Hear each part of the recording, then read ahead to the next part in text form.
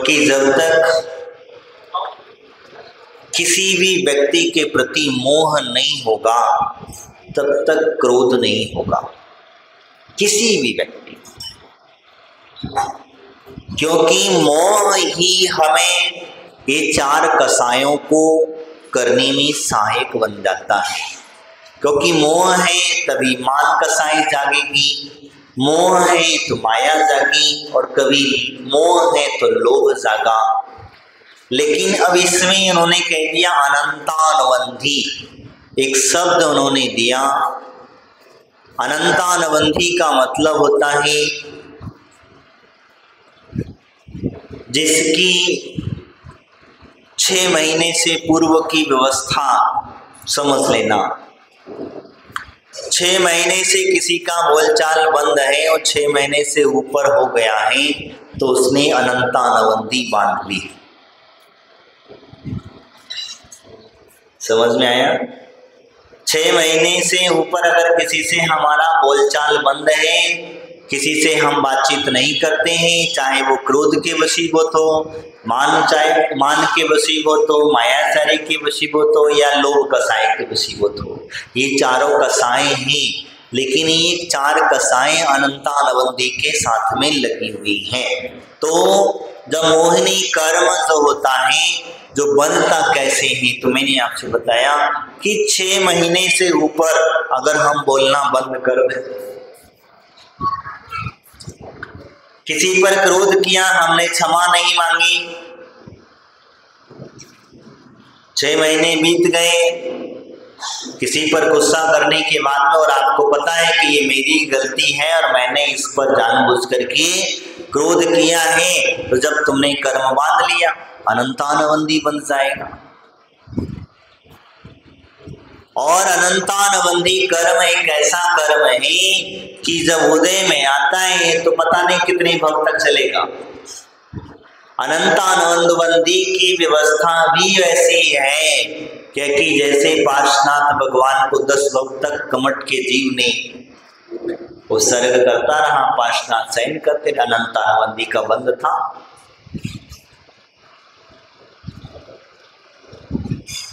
कमट का अनंतानुबंधी का बंध था, इसी वजह से वह उपसर्ग करता रहा और पार्श्वनाथ क्षमा को धारण करते रहे, उन तो कर्मों को निद्रा करते चले गए, कमट कर्मों से बनता चला गया। जब जब भी उसने क्रोध किया, क्रोध के वशीभूत करके उसका घात किया, और उसी से वह पाप कर्म की वजह से वो दुर्गति को प्राप्त होता रहा। और ये त्याग करते चले गए, क्षमा करते चले गए, तो सद्गति को प्राप्त होते चले गए। तो यही कारण होता है। तो अनंतानुबंधी क्रोध यानी कि कृष्णा किया, क्रोध किया हमने, और क्रोध करने के बाद में हमने उसे बोला नहीं, चर्चा नहीं कर। गुस्सा करो, करने को कोई मना ही नहीं है, खूब लड़ो, लेकिन लड़ने के बाद तुरंत बोलने लग जाना तो मजा है। गुस्सा आया है, क्षणिक है, और क्षणिक आया है तो उसे कहीं ना कहीं से या तो अंदर पचाने की सामर्थ्य हो तो पचा लेना, नहीं हो तो बाहर निकाल देना। रास्ते दोनों भी हैं, मैंने बीच में भी कहा था, रास्ते दोनों हैं। या तो पचाने की सामर्थ्य हो, अगर आपके अंदर में हजम करने की ताकत हो तो हजम कर लेना, और ना हो तो उल्टी कर देना, बाहर निकाल देना। ऐसा ही क्रोध का कार्य है। अगर आपने किसी पर गुस्सा आ रहा है और सहन शक्ति है, सामर्थ्य है कि मैं इसको गुस्से को टाल सकता हूं, तो टाल देना, हट जाना, रास्ते से हट जाना, क्रोध मत करना। वो चाहे कितना भी तुम्हारे ऊपर कुछ भी कहता रहे, क्योंकि ध्यान रखना सामने वाला तुम्हें गुस्सा दिलाएगा, छोटी छोटी बातों को ध्यान में रख करके गुस्सा दिलाएगा, लेकिन तुम्हारे अंदर में कितनी सहन शक्ति, इसका ध्यान रखना। इसीलिए वो सहन शक्ति की विशेषता समझना। और जब नहीं यहाँ सहन शक्ति हो तो फिर उगल देना, जैसे स्प्रिंग को जब तक दबा के रख सकते हो, कब तक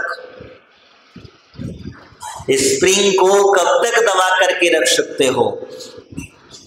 जब तक तुम्हारी उंगली में अंगूठे में ताकत है तब तक उसे दबा करके रख सकते हो। और जैसे ही तुम्हारी अंगूठी में उंगली की ताकत खत्म हुई, स्प्रिंग उड़ करके, तो ध्यान रखना सामने वाला कई तेजी से गुस्सा करेगा।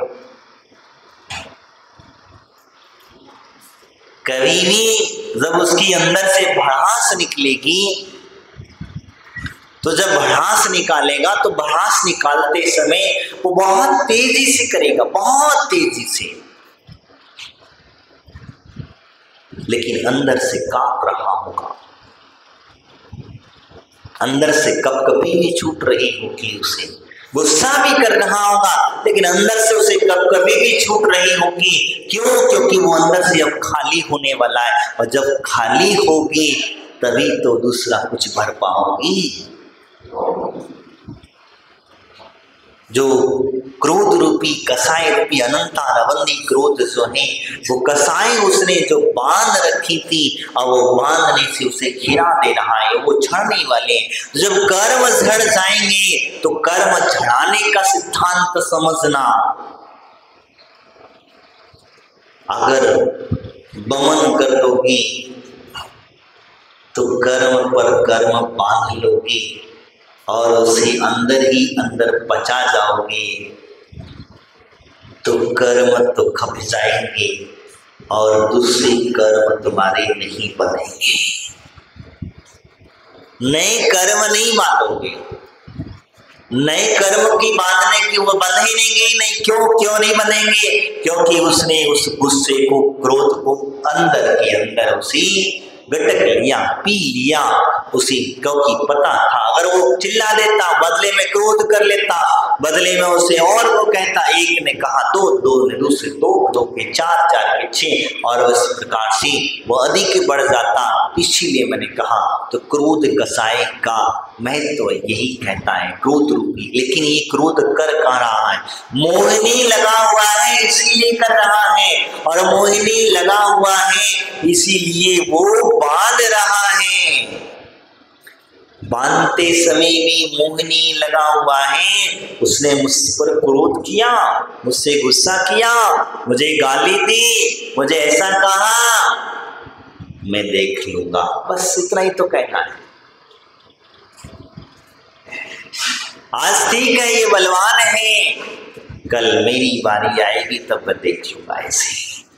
ये कर्म बांध लिया,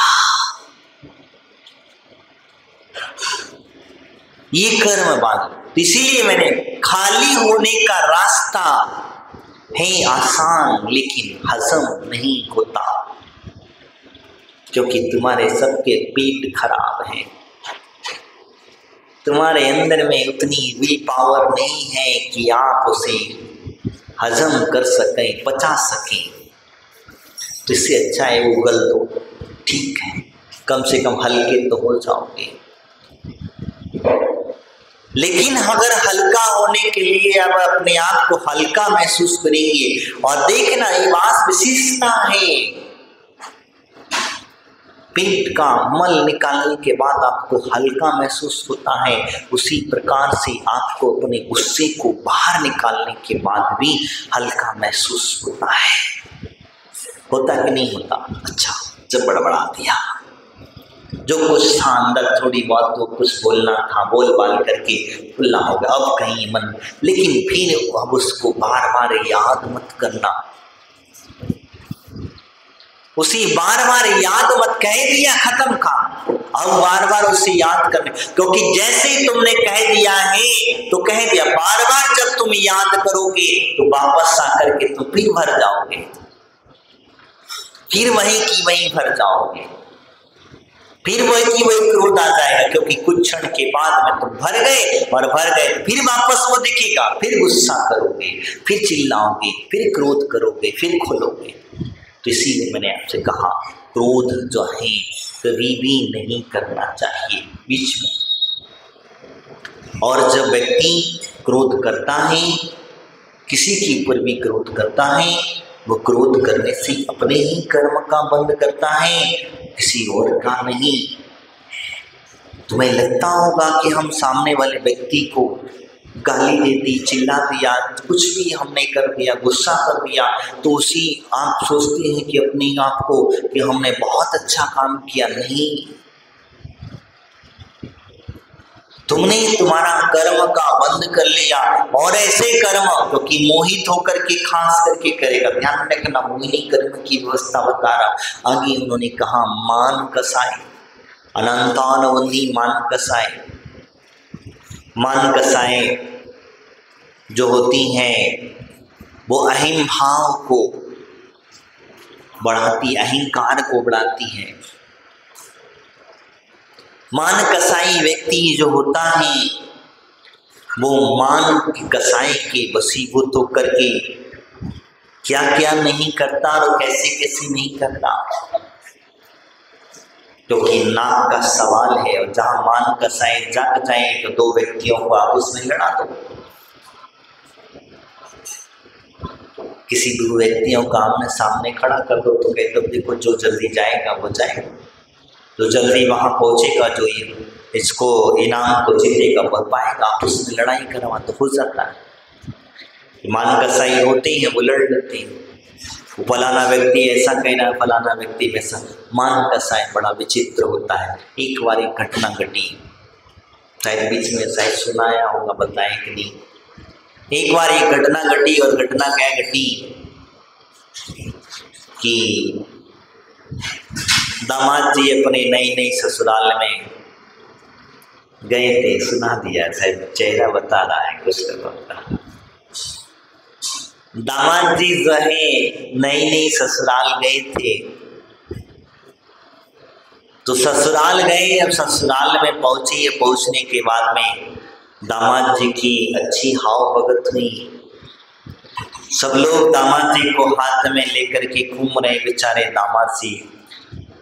सासू ने भी कहा कि ठीक है, भोजन का समय आया तो दामाद जी से कहा भोजन करो। सासू ने बढ़िया सुंदर सुंदर अच्छे अच्छे पकवान बनाए थे, और पकवान बनाए तो दामाद कहते हैं अभी भूख नहीं है। पता है पेट में चूहे कूद रहे थे। मान कसाए देखिए कितना सुंदर व्यवस्था बनती, पेट में चूहे कूद रहे थे और उधर कहे तो नहीं नहीं अभी भूख नहीं है। तुम लोग भी कभी कभी कह देते हो, किसी से मान सम्मान की चाह में और मनवार करवाना चाहता था, और मेरी मनवार करे, मेरी सासू और मेरे ज्यादा ज्यादा निवेदन करे, ज्यादा प्रार्थना करे, वो ये चाहता था। घर वाले सब मेरे प्रार्थना करे, मुझसे और मनवार करना चाहता था। सासू समझ गई, बहुत होशियार थी वो। दामाद जी को अभी भूख नहीं है। क्या कहा? दामाद जी को अभी भूख नहीं है, अभी थोड़ी देर बाद जब भूख लगेगी तब इनको हम खाना खिला देंगे। सुबह हो गई, दोपहर हो गई, दोपहर में फिर पूछा बेटा दामाद जी कुछ खा लो। फिर दामाद जी ने मना कर दी। दामाद जी कहे नहीं नहीं अभी भूख नहीं है। अच्छा, शाम हो गई और शाम को फिर भूख नहीं है। बोले अच्छा, बक्का भूख नहीं है? बोले हाँ। बोले आज कौन सा चक्की खा के आए, क्या खा के आए थे आप घर से, तो आपको भूख ही नहीं लगी? बोले कैसे? दामाद जी बहुत मनोहर करके जैसे तैसे सासू ने कहा एक काम करो, ये एक कटोरी खीर तो खाई लो, इतनी तो जगह बनी जाएगी। जैसे तैसे करके उसे दामाद को वो एक कटोरी खीर खिलाई, बाकी का कुछ मत देना। बोले कि दादाजी ज्यादा खाएंगे, रात्रि का समय, कहीं कुछ गड़बड़ हो गया तो क्या होगा? रात का समय ही और कहीं कुछ गड़बड़ हो गया तो गड़बड़ परेशानी, पेट में हाजमा खराब हो गया, कुछ भी प्रॉब्लम हो सकता है, पेट वेट दुख जाएगा, फिर डॉक्टर के पास भागना पड़ेगा। नहीं, यदि परेशानी है, दामाद जी को तकलीफ ना हो इसलिए दामाद जी बस एक कटोरी खीर खा लो, ज्यादा नहीं करेंगे। इतनी मनोहार कराने के बाद में जैसे तैसे एक कटोरी खीर दामाद जी को खिला दी। एक ही कटोरी खिलाई, ज्यादा नहीं खिलाई। सुबह से भूखा बैठा है बेटा। मनोहार करने वाले व्यक्ति की ये हालत होती है, आगे क्या होता है और सुनोगे। जब आगे हुआ क्या कि एक कटोरी खीर खिलाई, सब लोग खाना पीना खाए पिए, सब स्वाहा, सब साफ कर दिए, कुछ नहीं बचा। रसोई घर में भी खाना कुछ नहीं बचा, और कुछ नहीं बचा तो बस जूठे बर्तन बचे, वो डस्टबिन में पड़े हुए थे। बेचारा क्या करे। कहते हैं कि दामाद जी को लगी रात में भूख, अब क्या करें। जब कह रही थी कि बेटा खा लो, दामाद जी से कहा जा रहा, मनोहार कराई जा रही थी कि दामाद जी मान कसाई के वसीभूत होकर के काय को खाने लगे। वो तो एक कटोरी, अब एक कटोरी में कई कोई किसी की भूख मिटती है क्या। अब लालच तो दे दी, मोहनी देखी, तुम्हें सुगंध करा दिया, स्वादिष्ट। अब वो कटोरी एक क्योंकि पसंद तो आई, खीर स्वादिष्ट थी, तो अब दामाद जी एक कटोरी से ज्यादा मांग भी नहीं सकते। तो क्या हुआ, मांग भी नहीं सकते हैं और एक कटोरी के ऊपर कैसे कहेंगे डबल, बताओ। तो रात में लगी उन्हें भूख, सब लोगों का सोने का इंतजार करने लगे। सासू सब देख रही थी, सासू समझ चुकी थी, समझदार थी, तो उसने कहा ठीक, सबको सुला दिया। जब सो गए, सो जाने के बाद में थोड़ा एक आध घंटे जिस बेचारों को दामाद को कहाँ नींद आए। सासू ने देखा दामाद जी इधर से उधर करवटें बदल रहे हैं।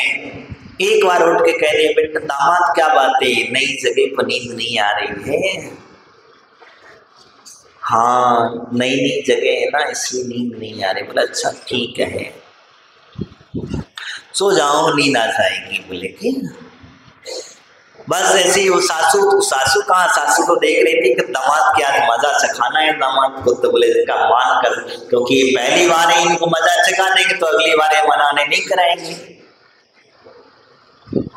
सासू ने सारा सामान हटा करके अलग कर दिया, चौकी में कुछ भी रखा नहीं, सब कुछ नहीं बचा। क्या बचेगा, बचने वाला है। बेचारे 2-3 बजे जैसे नहीं सहन हुआ, और जब उठा, उठ करके देखता क्या है कि गया रसोई में। रसोई में क्या था, कुछ नहीं था। एक भगोनी में थोड़ी बहुत खीर चिपकी हुई थी। समझ में आया ना, क्या भगोनी में जो रह जाती हैं चम्मच से निकालने के बाद में,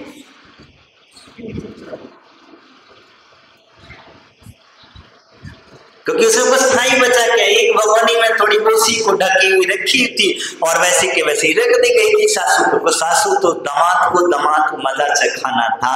तो कहते हैं कि वास्तविकता में बताया कि जब उठा और उठ करके वो दामाद भगोनी में से छुटा के क्या खा रहे थे, खीर खा रहे थे। सासू को आवाज आई कि कुछ तो गड़बड़ है, जरा देखिए तो सही। उठ करके हमारे दामाद जी की हालत क्या है। जब सासू उठ करके वहां जब आती है और दामाद को देखती है, दामाद की नजर सासू पे पड़ती है, दोनों की एक दूसरे से नजर पड़ी। दामाद शर्मिंदा हो गए, नीचे झुक गए। माँ गलती हो गई मुझसे कि मैंने अपने अहंकार के वशीभूत होकर के मैंने आप लोगों की भूख तो मुझे बहुत तेज लगी हुई थी, लेकिन मान कसाई के वशीभूत होकर के मोहिनी कर्म ने मुझे अहम भाव को जागृत कर दिया और अहंकार मेरे जगा दिए। इस वजह से मैंने आपको मना करता चला गया, और यही कारण होता है। तो ध्यान रखना, जब तुम मान कसाए, तुम्हारी जाति खाने पीने के संबंध हो या पहनने ओढ़ने का संबंध हो, चाहे कोई भी हो, मनाने मत करवाना। भूख लगी है तो खा लेना, नहीं तो वो जैसी सासू अगर तुमको कोई होशियार मिल गई माता मेरी, तो पता चला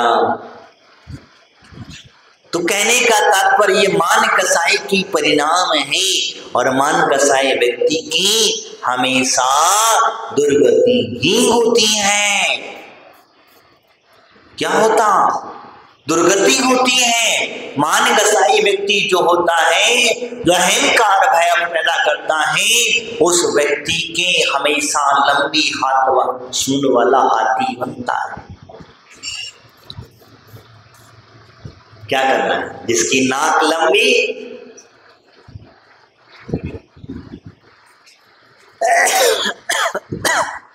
तो कहने का तात्पर्य अनंत अनवधि मान कसाई को मत बांधना। 6 महीने तक तो ठीक है, 6 महीने से ऊपर जो बन जाती है, हम भाव मांग खाते रहते हैं, मान कसाई हमारी चलती रहती है, 6 महीने बीत जाते हैं तो हमारा अनंत अनवधि का बंध हो सकता है। इसीलिए मैंने आपसे कहा माया कसाई जो होती हैं वो मायाचारी से बनती हैं, और मायाचारी जैसे आज हमारा मिलावट वाला आदि का धंधा जिसको हम कहते हैं बिजनेस आदि करते हैं, दुकानदार जो मायाचारी करता है, कहता कुछ है देता कुछ है, ये मायाचारी हो जाती है। और जब मायाचारी जब होती है तो मायाचारी की वजह से क्या होता है, वो व्यक्ति संसार में परिभ्रमण करता है। एक मायाचारी की बात आई तो मुझे घटना याद आई, आपको बता दो थोड़ा सा। एक मेहमान अपने मित्र के घर कई दिनों के बाद पहुंचा। मेहमानबाजी करने के लिए पहुंचा। उसने चलो ये 2-3 दिन का समय है तो क्यों ना अपन मिल आते हैं, मेहमानबाजी भी हो जाए, बहुत दिन हो गए मित्र से मिलना जुलना नहीं हुआ है, काफी समय हो गया है। तो बोले ठीक, गया बेचारा जैसे तैसे गया। तो गया तो वहां पहुंच करके मित्र ने देखा कि मित्र आया है, और मित्र आकर के वहां पहुंचा। पहुंचने के बाद में बड़ी उसकी आओ भगत करी। आओ भगत करने के बाद में उसे अंदर बुलाया गया, और अंदर जब बुलाया तो अंदर बुलाने के बाद में उसे बैठने के लिए कहा गया, और बैठने के लिए कहा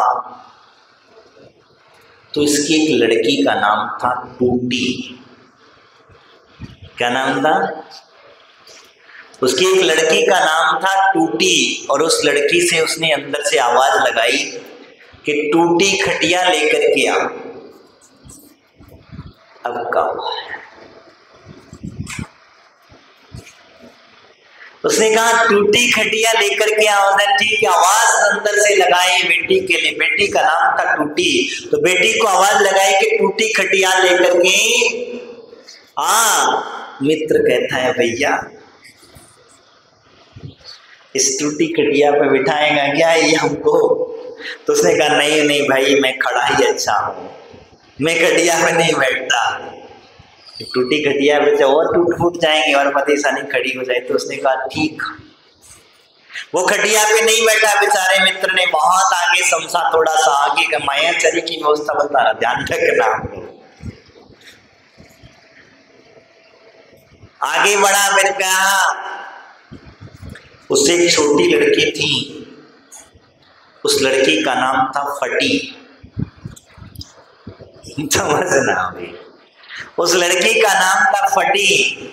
तो भैया अब मित्र आया है, खटिया पे नहीं बैठना चाहता है तो दरी पे बिठा दो। तो आवाज लगाई फटी दरी लेकर के आ। अब तो और फंस गए। क्या हुआ? फटी दरी लेकर के आ। वो मित्र कहता है यार ये सब घर वाले क्या बात है, आज कुछ दिख नहीं रहा है, आज कैसा हूँ किसका देख करके फटी दरी लेकर क्या? अरे भैया भैया हम फटी दरी से अच्छे हैं, हम जमीन पर ही बैठ जाएंगे। अरे क्या बात है, मित्र हैं अपन तो दोनों लंगोटिया यार है, जमीन पर ही बैठ जाएंगे, दरी वरी की आवश्यकता नहीं है। उन्होंने कहा ठीक। जमीन पर बैठ गए, दोनों गप्पे सप्पे लड़ाते चले गए। लड़ाते लड़ाते हो गया भोजन का समय।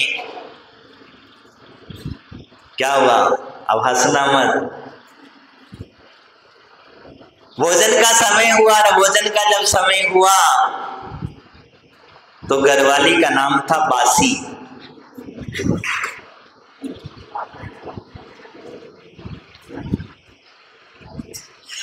घरवाली का नाम था बासी। तो अंदर बाहर से आवाज लगाई कि बासी भोजन लेकर के आ। क्या हुआ? बासी भोजन मतलब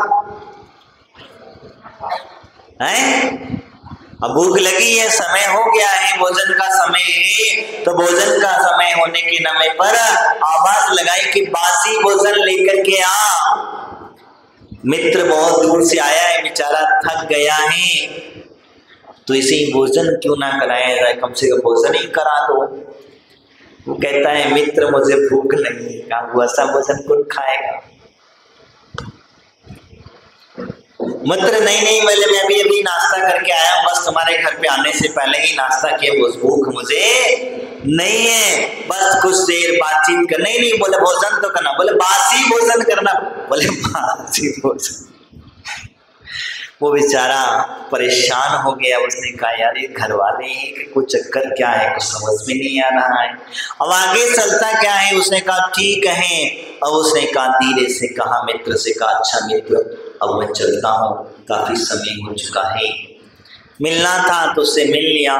तो मित्र ने कहा देख ना तो तू मेरी खटिया पे बैठा, ना तू मेरी दरी पे बैठा, और जैसे जैसे मैंने भोजन करने के लिए भी कहा तो भोजन भी नहीं किया।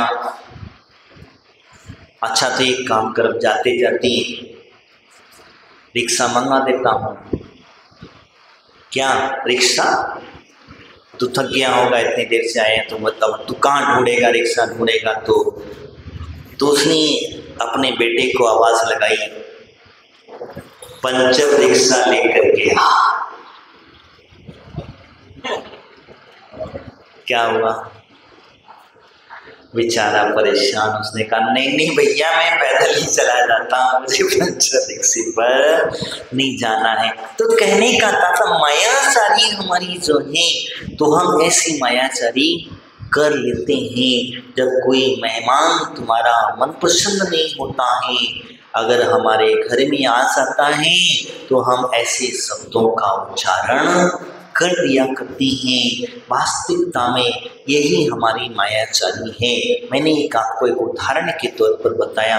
ऐसे ही मायाचारी हम लोग कहीं जगह पर किसी प्रकार से करते हैं, तो ध्यान रखना मायाचारी करोगे, और क्योंकि ये करता किस लिए? लोभ के वशीभूत। यहाँ चल मोहिनी कर्म की व्यवस्था चल रही है। मोहिनी कर्म के वशीभूत होकर के वह ऐसी मायाचारी करता है, और वह मायाचारी अगर ऐसी कंटिन्यू चलती रही तो वह अनंतानुबंधी का बंध कर लेगा। इसीलिए कहा जाता है आकि उन्होंने कहा अनंतानुबंधी लोभ कर्म की व्यवस्था समझाई। लोभ कर्म क्या है? लोभी जो होता है वो लोभ कर्म के वशीभूत होकर के बाहें करता क्या है, तो वो अपने लोभ में, तो अब आप जान लो क्या क्या नहीं करते लोभ के वशीभूत होकर के। क्योंकि जहां मोहिनी कर्म लगाए और मोहिनी के साथ में लोभ कर्म लगाए, चाहे आपको घर गृहस्थी का लोभ हो, परिवार का लोभ हो, दुकान मकान का लोभ हो, आदि आदि के माध्यम से, लोगों के माध्यम, तो ये लोभ हमारे साथ में लगा हुआ है। और जब लोभ लगा है तो लोभ के वशीभूत होकर के हम कर्म का बंध कर लिया करते हैं, और ऐसे कर्म का बंध करते हैं कि लोभ में हमें लोभ पाप का बाप बखाना। सारी कसायों को करने में सबसे ज्यादा लोभ कार्यकारी है, क्योंकि लोभ अगर होगा तो क्रोध करेगा, लोभ अगर होगा मायाचारी करेगा, लोभ अगर होगा मान कसाय जागेगा। ये जो कसाय है उसकी कसाय बिना लोभ के काम चलता नहीं है। आप लोग पूजा करते हैं, मैंने बीच में भी कहा था, हम लोग भगवान की जाप करते हैं, पूजा करते हैं, महाराज को आहार, तो इसमें भी कहीं महाराज ने आपको लोभ वाली प्रवृत्ति बता दी, आपको कह दिया कि पूजा करने से ऐसा फल मिलता है, तो हम इसलिए 1 नहीं 2 कर लेंगे, 2 नहीं 4 कर लेंगे आप तो। और कहीं क्यों कर लेगा? क्योंकि महाराज ने कहा था कि 4 पूजा करोगे तो 4 पूजा करने में ज्यादा फल मिलेगा। घर गृहस्थी में व्यक्ति रहता है, बस ही कहता है अगर 1 रोटी खाना होती 2 रोटी खा लेता है, 2 की जगह 3 खा लेता, 3 की जगह 4 खा लेता, क्योंकि लोभ है। अगर किसी व्यक्ति को इनाम रख दो, किसी व्यक्ति को इनाम रख दो और कहो तुमको 20 रसगुल्ला खाने, तो 20 के 20 सब आ जाएगा, क्योंकि इनाम का लोभी है, मोटा इनाम मिलने वाला है, मोटा बख्शीश मिलने वाला है। इस वजह से उसे वह व्यक्ति उस लोभ कस की वशीभूत होकर के वह मोहनी कर्म के साथ में लोभ कसाई जब लग जाती है तो वह व्यक्ति वह कार्य को कर लेता है, जिसे कहते हैं लोभ कसाई जो होती है। कभी कभी हमें लगता है कि हम इस लोभ कसाई के वशीभूत होकर के संसार में परिभ्रमण करते हैं। इसलिए मैंने आपसे कहा कि अनंतानवंदी कसाई हैं। क्या है ये 4 कसाई का नाम? अनंतानवंदी है। क्या है ये? 6 महीने के पूर्व के लेकर के कितनी तक चलेगी इसकी कोई गारंटी नहीं है ये। और 6 महीने के अंदर अंदर में अगर बोल लेना तो उसको कहते हैं अप्रत्यक्षान, क्रोध मान माया लोभ, ये भी कसाय है। ये 6 महीने के नीचे चले, कर्म वही है, एक कसाई चारों ही हैं, ये बात ध्यान रखना। अब इस 6 महीने के अंदर अंदर चलेगी वो अप्रत्यक्षानावरण ही, अप्रत्यक्षानावरण कर्म की जो कसाई हैं वो 15 दिन चलेगी। सिर्फ कितने दिन? हाँ 15 दिन चलेगी। और इसके बाद में जो संतुलन है वो संतुलन कसाई अंतर मूर्त मात्र चलेगी। ये कसाई चारों की व्यवस्था मैंने आपको बताया। ये चारों के चारों कसाई जो जागती हैं ये मोहिनी कर्म के वशीभूत होकर के जागती। इसलिए हम चर्चा जिसकी कर रहे थे मोहिनी कर्म ना, हाँ मोहिनी कर्म की चर्चा कर। ये मोहिनी कर्म के वशीभूत होकर के जागती हैं और मोहिनी कर्म के वशीभूत होकर के ही हम इनका बंध करती हैं। ध्यान रखना, ये 16 हो गई, आगे की चर्चा हम करते नहीं। हमें जो है 30 प्रकार से, जिस प्रकार से कहा जाता है प्रत्यक्षान अनंतानवधि कसाय, पत्थर पर खोदा हुआ कर्म है। समझ में आया? पत्थर पर अगर किसी से व्यक्ति ने खोद दिया, पत्थर पर लकीर खोद दी गई, ऐसा कर्म है। प्रत्यक्षान कर्म जो अप्रत्यक्षान कर्म जो है वह रेत में लकीर खींचती हमने, उसके समान है। और प्रत्यक्षान कर्म कीचड़ में हल्का सा पानी नहीं है, दोनों मिक्स है। और संजुलन कसाएं पानी मेरे सामान्य की तरह हुआ करती। ये चारों कसायों की विशेषता है। इसीलिए जब कभी ये कसायों का उदय हो तो अपने आप को संभाल लेना। और अगस्ती मैंने बीच में कहा था, इन कसायों का जब कभी उदय हो तो ये तो इन्हें पचा लेना, या तो इन्हें बचा लेना या फिर उगल देना, दोनों में भी हल्का होने की सामर्थ्य होना चाहिए। इनसे हल्के जिस दिन हो जाओगी उस दिन तुम्हारा मोहिनी कर्म समाप्त हो जाएगा। और मोहिनी कर्म जब समाप्त हो जाएगा तो आपकी आत्मा ऑटोमेटिक ही हल्की होने लग जाएगी। आगे भी हम इसकी चर्चा करेंगे, 9 कसाएं और भी इसकी चर्चा हम कल करेंगे। इन्हीं भावनाओं के साथ बोले महावीर भगवान की, आशीर्वाद देवी तुलसी महाराज की, तो श्रीवाणी माता की।